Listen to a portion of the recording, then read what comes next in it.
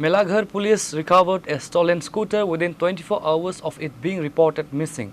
The incident occurred on Friday at the Kamrangatuli on the Melaghar-Udaipur main road. Police successfully located and recovered the scooter intact on Saturday with the close assistance from the neighbouring Jatrapur police.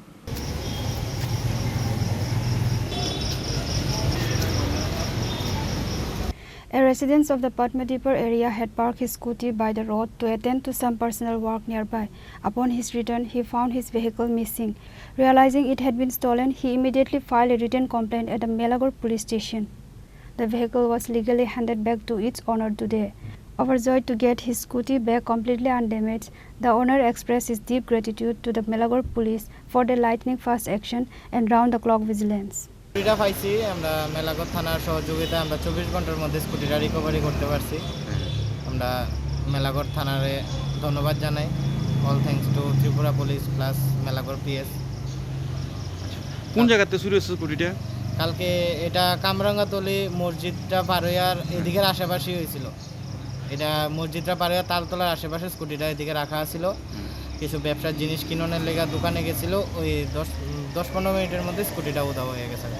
আসলে কালকে আমাদের কাছে বিকাল নাগাদ একটা খবর আসে যে একটা স্কুটি যার নাম্বার ছিল TR01BB 4526, এই স্কুটিটা কামরাঙ্গাতলি বাজারেই ছিল।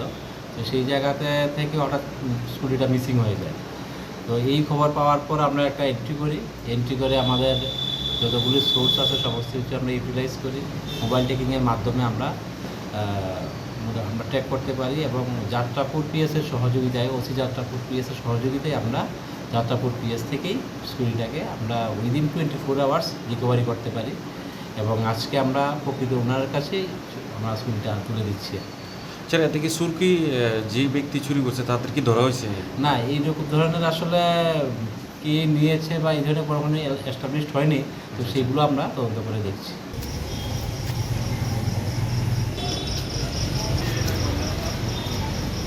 Reported by Rajiv from Udaipur, Chini Khorang.